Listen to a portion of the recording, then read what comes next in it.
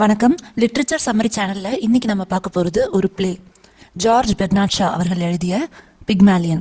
George Bernard Shaw அவரோட time period அப்படின்னு பார்த்தீங்கன்னா 1856 to 1950. இவர் வந்து ஒரு ஐரிஷ் பிளே ரைட். 1925ல இவருக்கு நோபல் பிரைஸ் இன் லிட்ரேச்சர் கிடைச்சிருக்கு. இவரோட மேஜர் ஒர்க்ஸ் அப்படின்னு பார்த்தீங்கன்னா the philanderer, Mrs Warren's profession, arms and the man, Candida, man and Superman, Major Barbara, the doctor's dilemma, Androcles and the Lion, Pygmalion, Saint John, the Apple Cart. இது எல்லாமே இவரோட ரொம்ப famous works. இந்த Pygmalion அப்படின்ற name வந்து ஒரு Greek லெஜெண்டை வந்து base பண்ணியிருக்கு. அந்த லெஜெண்ட் படி ஒரு ஸ்கல்ப்டர் இருந்தார், அவரோட பேர் வந்து பிக்மாலியன். அவர் கிரியேட் பண்ண அவரோட கிரியேஷனை பார்த்தே வந்து லவ்ல விழுந்துட்டாரு. அந்த கிரியேஷன் உயிருக்கு வந்ததா சொல்கிறாங்க. இதான் வந்து இந்த பிக்மாலியனோட கதை. இந்த பிக்மாலியன் பிளே வந்து ப்ரீமியர் ஆன டேட் 16th October 1930. பிளேஸ் வந்து வியன்னா, ஆஸ்திரியா. இந்த பிளேல மொத்தம் 5 ஆக்ட்ஸ் இருக்கு. இந்த பிளேவோட கேரக்டர்ஸ் யார் யார் அப்படின்னா ப்ரொஃபஸர் ஹென்ரி ஹிகின்ஸ், இவர் வந்து ஒரு ஃபோனடிக் ஸ்பெஷலிஸ்ட். கர்னல் பிக்கரிங், இவரும் வந்து ஒரு லிங்குவிஸ்ட், அவரோட ஃப்ரெண்டு. ப்ரொஃபஸர் ஹிகின்ஸோட அம்மா மிஸ்ஸஸ் ஹிகின்ஸ், இவங்க ப்ரொஃபஸர் ஹிகின்ஸோட ஹவுஸ் கீப்பர் மிஸ்ஸஸ் பியர்ஸ். அப்புறம் எலைசா டியூலிட்டில், அவங்க வந்து ஒரு காமன் ஃப்ளவர் கேர்ளு. அவங்களோட அப்பா ஆல்ஃப்ரட் டூலிட்டில். இது இல்லாமல் இன்னொரு ஃபேமிலி சொல்கிறாங்க, மிஸ்ஸஸ் எய்ன்ஸ்பர்ட் ஹில். இவங்களுக்கு ஒரு பொண்ணு ஒரு பையன். பொண்ணு பேர் கிளாரா எய்ன்ஸ்பர்ட் ஹில், பையன் பேர் ஃப்ரெடி எய்ன்ஸ்பர்ட் ஹில். இவங்க வந்து இந்த ஹை சொசைட்டியை சேர்ந்தவங்க. இவங்கெல்லாம் தான் இந்த பிளேயோட இம்பார்ட்டன்ட் கேரக்டர்ஸ். இந்த பிளேயோட ஆக்ட் 1 வந்து செயின்ட் பால்ஸ் சர்ச்சோட போர்டிகோல இருக்கு. ஹெவி ரெயின் வந்துட்டு இருக்குது. யார் ஃபர்ஸ்ட் காட்டுறாங்க அப்படின்னா மிஸ்ஸஸ் எய்ன்ஸ்பர்ட் ஹில், அவங்களோட சன் அண்ட் டாட்டர். சன் வந்து ஃப்ரெட்டி, டாட்டர் வந்து கிளாரா. இவங்க 3 பேரும் ஹெவி ரெயினுக்காக இந்த போர்டிகோ அடியில் நின்றுருக்குறாங்க. ஃப்ரெட்டி அனுப்பி ஒரு கேப் பிடிச்சிட்டு வர சொல்கிறாங்க அம்மா, ஏன்னா வீட்டுக்கு போகணுன்றதுக்காக கேப் பிடிச்சிட்டு வர சொல்கிறாங்க. அப்போ ஃப்ரெட்டி அங்கேருந்து கிளம்பும் போது ஒரு ஃப்ளவர் கேர்ள் மேலே மோதிடுறாரு. அந்த ஃப்ளவர் கேர்ளோட ஃப்ளவர்ஸ் எல்லாம் ஸ்கேட்டர் ஆயிடுது. உடனே அந்த ஃப்ளவர் கேர்ள் வந்து திட்டுறாங்க. அந்த இடத்துல வந்து கூட்டம் கூடிடுது. அந்த கூட்டத்தில் இருக்க ஒருத்தர் வந்து நீ பார்த்து பேசு, ஏன்னா நீ பேசுகிற ஒவ்வொரு வார்த்தையும் வந்து ஒருத்தர் நோட்ஸ் எடுத்துட்டு இருக்காரு, யார் அவருன்னு தெரியல அப்படின்னு சொல்கிறாங்க. உடனே இந்த ஃப்ளவர் கேர்ளுக்கு ரொம்ப கான்ஷியஸ் ஆயிடுது. அவர் வந்து போலீஸாக இருக்கலாம், இல்லை வேற ஏதாவது தப்பானவராக இருக்கலாம் அப்படின்னு சொல்லி இந்த ஃப்ளவர் கேர்ள் வந்து ரொம்ப பயப்படுறாங்க. உடனே அங்கே அந்த நோட்ஸ் எடுக்கிற பர்சன் வந்து எல்லாரையும் அவங்க பேசுறத வச்சு அவங்களோட ஜியோகிராஃபிக்கல் ஏரியா, அவங்க எந்த லொக்கேஷன் அப்படின்றத கரெக்டாக சொல்கிறாரு. எல்லாரும் அப்படியே எக்ஸைட் ஆயிடுறாங்க, அமேஸ் ஆயிடுறாங்க இவரோட டேலண்ட் பார்த்து.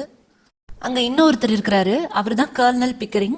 அவர்கிட்ட இந்த பொண்ணை வந்து என்னால் பேச வச்சு, இந்த ஃப்ளவர் கேர்ள், லோக்கல் லாங்குவேஜ் பேசுகிற இந்த ஃப்ளவர் கேர்ளை என்னால் ஒரு டச்சஸாக கூட மாற்ற முடியும் அப்படின்னு சொல்கிறாரு. உடனே 2 பேரும் இன்ட்ரடியூஸ் பண்ணிக்கிறாங்க. இந்த இவ்வளோ நேரம் நோட்ஸ் எடுத்த அந்த மனுஷன் வந்து ஹென்ரி ஹிகின்ஸ். இவர் வந்து ஃபோனடிக் ஸ்பெஷலிஸ்ட்டு. இவர் பேசிகிட்டு இருந்த இந்த ஆள் வந்து கர்னல் பிக்கரிங். இவர் வந்து இந்தியாவிலேருந்து ஹென்ரி ஹிகின்ஸை பார்க்கறதுக்காகவே வந்திருக்காரு. இந்த ஃப்ளவர் கேர்ள், அவங்க பேர் வந்து எலைசா டூலிட்டில். ஹிகின்ஸ் வந்து எலைசா டூலிட்டிலுக்கு ஒரு சாவரின் வந்து கொடுக்குறாரு, டிப்ஸ் மாதிரி கொடுக்குறாரு. இந்த மீன் டைமில் வந்து இந்த ஃபர்ஸ்ட் காமிச்ச மதர் அண்ட் டாட்டர் இருக்காங்க இல்லையா, அவங்க வேற கேப் பிடிச்சி போயிடுறாங்க. ஃப்ரெட்டி வந்து ஒரு கேப் கொண்டு வராரு. அந்த கேப்ல வந்து எலைசா டூலிட்டில் இந்த சாவரனை வாங்கிட்டு அதில் போயிடுறாங்க. இதோட ஆக்ட் 1 முடியுது. ஆக்ட் 2 வந்து ஹிகின்ஸோட வீட்டில் நடக்குது. ஹிகின்ஸோட வீடு 10 விம்போல் ஸ்ட்ரீட் இங்கே வந்து நடக்குது. காலையிலேயே வந்து மிஸ்ஸஸ் பியர்ஸ் வந்து சொல்கிறாங்க. என்ன சொல்கிறாங்க அப்படின்னா, பொண்ணு வந்து உங்களை பார்க்க வந்திருக்கா, அவள் வந்து ரொம்ப வித்தியாசமாக பேசுகிறா, அவள் வந்து நான் உள்ள அனுப்பட்டுமா அப்படின்னு சொல்லி கேட்குறாங்க. உடனே ஹிகின்ஸ் அவருக்கு நோட்ஸ் எடுக்கிறதுக்கு வசதியாக இருக்கும் அப்படின்னு சொல்லி உள்ள அனுப்புங்க அப்படின்னு சொல்கிறாரு. எலைசா டூலிட்டில் உள்ள வராங்க. நைட்டு பார்த்து அதே ஃப்ளவர் கேர்ள் தானே, இவங்களோட ஆக்சென்ட் எல்லாம் நம்ம நோட்ஸ் எடுத்தாச்சு அப்படின்னு சொல்லி ஹிகின்ஸ் வந்து அவகிட்ட பேச விரும்பலை. உடனே எலைசா வந்து இப்போதான் அவள் வந்து அவளோட பேரை இன்ட்ரடியூஸ் பண்ணிக்கிறா. நைட்டு நீங்கள் 2 பேரும் பேசினதெல்லாம் கேட்டேன், அதனால எனக்கு வந்து ஸ்பீக்கிங் லெசன்ஸ் எடுங்க அப்படின்னு சொல்லி எலைசா வந்து ஹிகின்ஸ் கிட்ட கேட்குறா. அங்கே கர்னல் பிக்கரிங்கும் இருக்கிறாரு. ஒரு காமன் ஃப்ளவர் கேர்ளாக இருக்கிறத விட அவள் வந்து ஒரு ஃப்ளவர் ஷாப்பில் ஒர்க் பண்ணுற லேடி பேசுகிற மாதிரி தன்னை வந்து அப்டேட் பண்ணிக்கணும் அப்படின்னு சொல்லி நினைக்கிறா எலைசா. அதனால தான் இந்த ஸ்பீக்கிங் லெசன்ஸ் ஹிகின்ஸ் கிட்ட எடுத்துக்க விரும்புகிறா. உடனே கர்னல் பிக்கரிங்கும் ஹிகின்ஸும் வந்து ஒரு பெட் வச்சுக்கிறாங்க.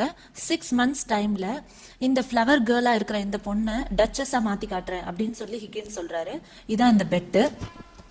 உடனே வந்து மிஸ்ஸஸ் பியர்ஸை கூப்பிட்டு எலைசாஸ் க்ளோத்ஸ் எல்லாம் வந்து மாத்தி விடுங்க, அவளுக்கு நல்ல கிளீனா வந்து இருக்கிறதுக்கு கத்துக் கொடுங்க அப்படின்னு சொல்லி ஹிகின்ஸ் சொல்றாரு. உடனே மிஸ்ஸஸ் பியர்ஸ் கூட எலைசா வந்து போயிடுறாங்க. எலைசா வந்து குளிக்க போன அந்த சமயத்துல ஒரு கார்பேஜ் மேன் வந்து வராரு. அவர் வந்து தன்னை ஆல்ஃபிரட் டூ லிட்டில் அப்படின்னு இன்ட்ரடியூஸ் பண்ணிக்கிறாரு.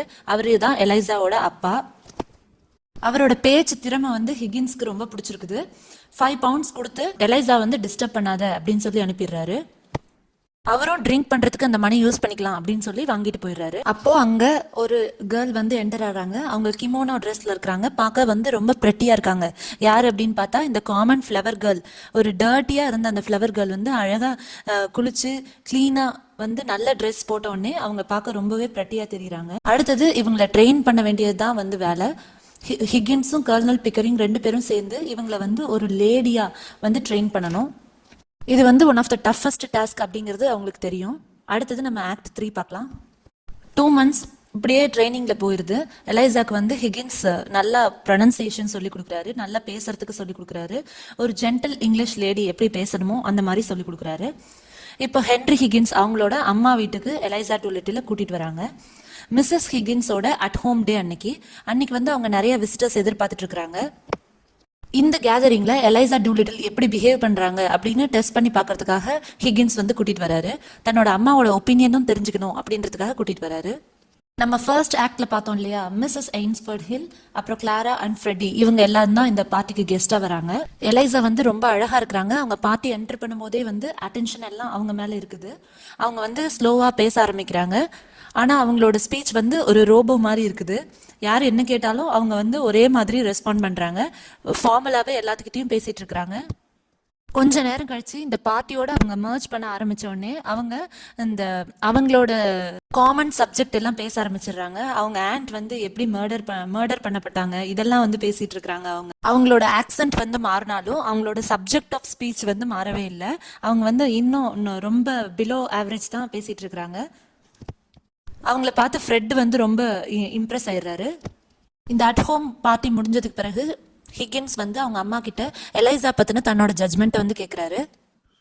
மிஸ்ஸஸ் ஹிகின்ஸ் வந்து இவங்க பெரிய ரிஸ்க் எடுக்கிறாங்க. அவளோட ஃபியூச்சரை வந்து யோசிக்காம இவங்க வந்து ஒரு பெட்டுக்காக ஒரு நார்மல் கேர்ளை வந்து டச்சஸ் ஆக்கி விட பாக்குறாங்க. அதனால அவளோட ரொட்டீன் வந்து பாதிக்கப்படும் அப்படின்னு சொல்லி சொல்றாங்க. அவளை வந்து ஒரு டால் மாதிரி ட்ரீட் பண்றீங்க அப்படின்னு சொல்லி கம்ப்ளைண்ட் பண்றாங்க. அவளோட ஃபியூச்சர் பத்தி யோசிக்காம இந்த 2 பேரும் ஸ்கூல் பாய்ஸ் மாதிரி நடந்துக்கிறாங்க அப்படின்னு சொல்லி மிஸ்ஸஸ் ஹிகின்ஸ் 2 பேரையும் வந்து கடிஞ்சு பேசுறாங்க. எனிஹவ் இந்த பெட் வந்து அப்படியே தொடர்ந்துட்டு தான் இருக்குது. இப்போ நம்ம ஆக்ட் 4ல என்ன நடக்குது அப்படின்னா, mid night at Higgins house. இங்க வந்து எலைசா, கர்னல் பிக்கரிங் அண்ட் ஹிகின்ஸ் 3 பேரும் வராங்க. இவங்க 3 பேரும் ரொம்ப சந்தோஷமா காணப்படுறாங்க. ஏன்னா வந்து ஹிகின்ஸ் பெட்டை வின் பண்ணிட்டாரு. எலைசா இன்னைக்கு சென்டர் ஆஃப் அட்ராக்ஷனா இருந்திருக்காங்க. ஒரு பார்ட்டிக்கு கூட்டிட்டு போயிருப்பாங்க. அங்க வந்து அவங்க வந்து சக்சஸ்ஃபுல்லா தன்னை ஒரு இங்கிலீஷ் ஜென்டல் லேடி மாதிரி அவங்க காட்டிக்கிட்டாங்க. அவங்களோட ஸ்பீச் அண்ட் பியூட்டி 2மே வந்து ஹெல்ப் பண்ணிருக்கு அப்படின்னு சொல்லி பெருமைப்பட்டுக்குவாங்க. பிக்கரிங், ஹிகின்ஸ் 2 பேருமே வந்து இவங்க எப்படி ஒரு பெட்டை சக்சஸ்ஃபுல்லா ஜெயிச்சாங்க அப்படின்றத மட்டும்தான் பேசுவாங்க. எலைசா டியூலிட்டில் வந்து அக்னாலேஜ் பண்ணவும் மாட்டாங்க, அவளை அப்ரிஷியேட் பண்ணவும் மாட்டாங்க. அவளுக்கு ரொம்ப கஷ்டமா இருக்கும். அவங்க மாறி மாறி ஒருத்தங்களை அப்ரிஷியேட் பண்ணிட்டு இருப்பாங்க. ஆனா இவளை கங்க்ராச்சுலேட் பண்றதுக்கு யாருமே இருக்க மாட்டாங்க. அதனால இவளுக்கு கடுப்பாயிரும். ஹிகின்ஸோட ஸ்லிப்பர்ஸை கொண்டாந்து கொடுப்பாங்க எலைசா. அப்போ எதுவுமே கண்டுக்காம ஹிகின்ஸ் வந்து அடுத்த நாள் பிரேக்ஃபாஸ்ட்டுக்கு இதெல்லாம் வந்து மிஸ்ஸஸ் பியர்ஸ் கிட்ட ஆர்டர் பண்ணிரு அப்படின்னு சொல்லி சும்மா ஆர்டர்ஸ் கொடுத்துட்டு இருப்பாரு. இவங்க ரொம்ப கோவமாகி அவரோட ஸ்லிப்பர்ஸை அவர் மேலேயே வந்து எரிஞ்சிருவாங்க. அவங்களுக்கு இதுக்கப்புறம் தான் என்ன பண்ண போறோம் அப்படின்றதே தெரியல. நீங்க வந்து 2 பேரும் பெட் வச்சீங்க, அந்த பெட்ல வின் பண்ணிட்டீங்க. ஆனா நான் என்ன பண்ண போறேன்றது எனக்கு ஒண்ணுமே புரியல அப்படின்னு சொல்லி ரொம்ப குழப்பமா தன்னோட ஆதங்கத்தை வந்து வெளிப்படுத்துவாங்க. ஹிகின்ஸ் வந்து நீங்க கல்யாணம் பண்ணிக்கலாம் அப்படின்னு சொல்லி சொல்லுவாரு. ஏன்னா யூஆர் லேடி நவ். அது அப்படி இல்லை அப்படின்னா நீங்க ஃப்ளோரிஸ்ட் ஆகலாம் அப்படின்னு சொல்லி சொல்லுவாங்க. ஆனா எலைசா இது எதுவுமே கண்டுக்க மாட்டாங்க.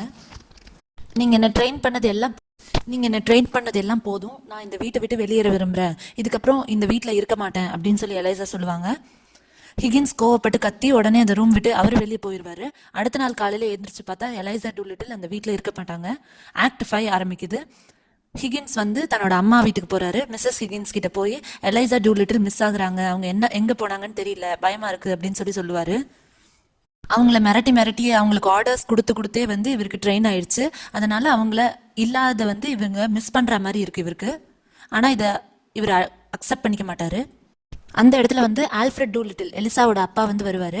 இப்போ அவர் வந்து ஒரு ரிச் பர்சனாக இருப்பார். ஒரு அமெரிக்கன் மில்லினியர் வந்து அவர்கிட்ட நிறைய மணி கொடுத்துருப்பாரு.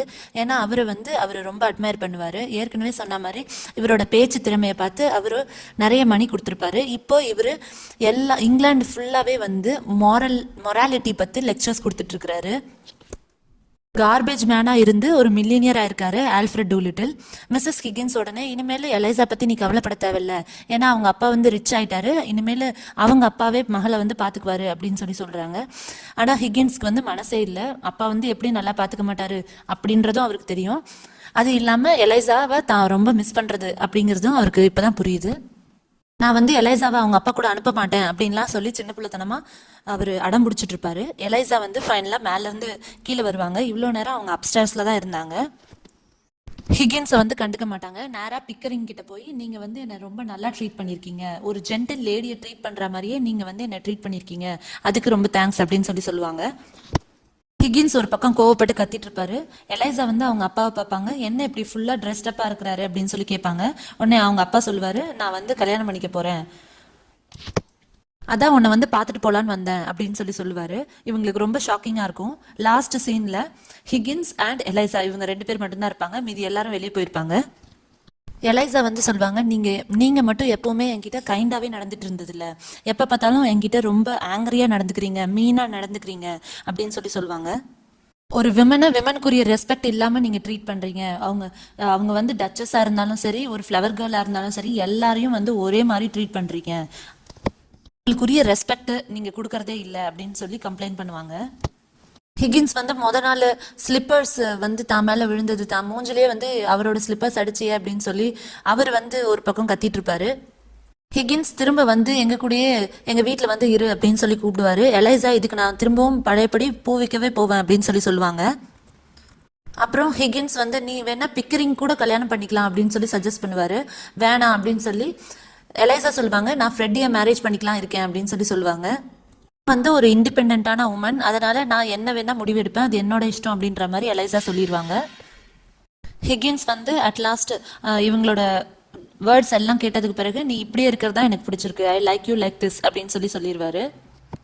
உடனே திரும்ப ஆர்டர்ஸ் கொடுக்க ஆரம்பிச்சிருவாரு. கிராசரிஸ் வாங்கு, இந்த கிளாத்திங் வாங்கு அப்படின்லாம் சொல்லி ஆர்டர்ஸ் கொடுக்க ஆரம்பிச்சிருவாரு. எலைசா கண்டுக்க மாட்டாங்க.